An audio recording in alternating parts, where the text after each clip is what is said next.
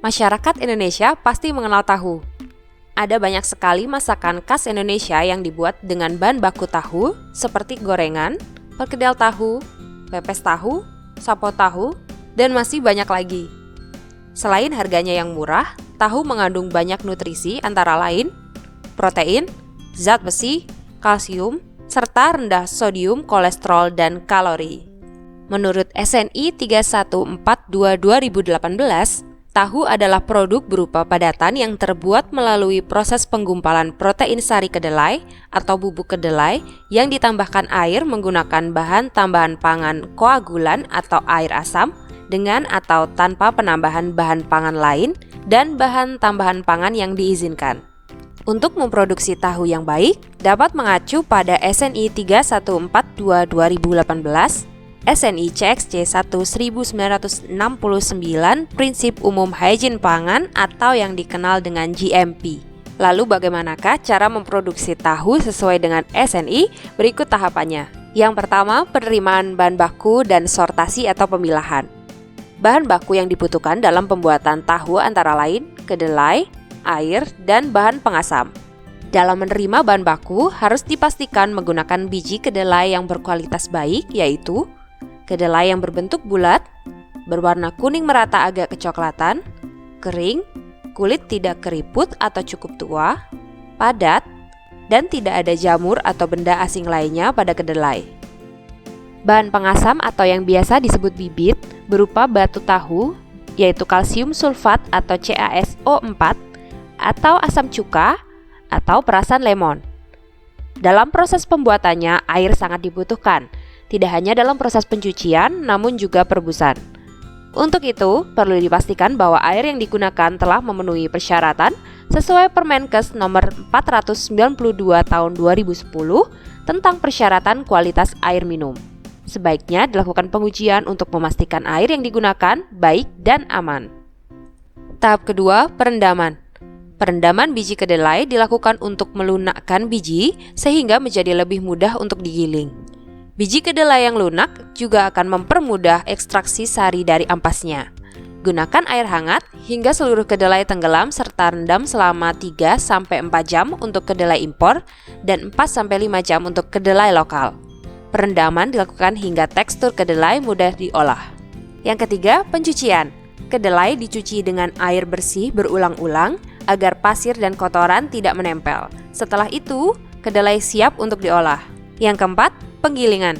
Biji kedelai digiling dengan menggunakan mesin penggiling atau blender, dan penggilingan dilakukan dengan penambahan air sedikit demi sedikit hingga menjadi bubur. Tahap selanjutnya, pemasakan.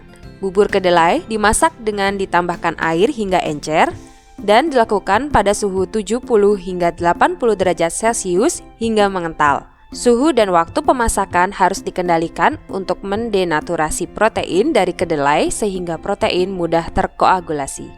Tahap selanjutnya, penyaringan. Bubur kedelai yang telah dimasak kemudian disaring untuk mendapatkan sari kedelai atau susu kedelai. Penyaringan yang umum dilakukan dengan meletakkan bubur kedelai di atas kain belacu atau mori kasar ataupun kain sifon yang sengaja dipasang di atas bak penampung. Kemudian dilakukan pengepresan dengan memberikan papan penjepit dan diberi beban sekuat-kuatnya agar semua air yang berada pada bubur kedelai terperas semua. Bila perlu, ampas saringan diperas lagi dengan menambahkan sejumlah air matang. Yang ketujuh, penggumpalan. Penggumpalan atau pengasaman air sari kedelai dilakukan dengan menambahkan batu tahu atau kalsium sulfat atau CaSO4 atau asam cuka atau air perasan lemon.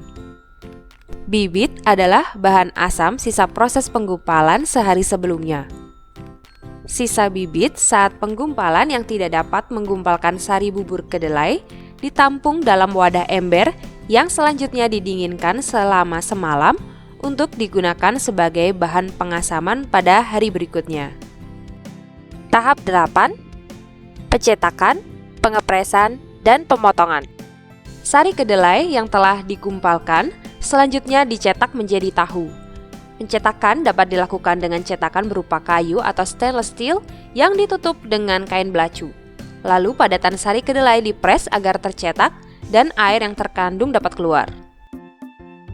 Setelah selesai dicetak, tahu dapat dipotong sesuai dengan ukuran. Pengemasan. Tahu dikemas dalam kemasan yang higienis, tertutup, dan memiliki label. Sebaiknya, kemasan tahu ber-SNI memuat informasi berikut: merek, nama dan alamat pabrik pembuat, kode dan tanggal produksi, tanggal kadaluarsa, logo SNI, dan logo tanda kesesuaian lainnya. Produk tahu yang sudah jadi dinyatakan baik jika memiliki bau, rasa, dan warna yang normal, tidak berlendir, tidak mengandung formalin, memiliki kandungan protein minimal 3,5%, serta memenuhi syarat-syarat berikut sesuai dengan SNI 3142/2018. Selain memastikan higienitas area produksi dan peralatan, juga perlu dipastikan higienitas dari karyawan yang terlibat dalam proses produksi. Demikian tutorial produksi tahu sesuai SNI 3142/2018. SNI mudah dan menguntungkan. Bangga memakai SNI.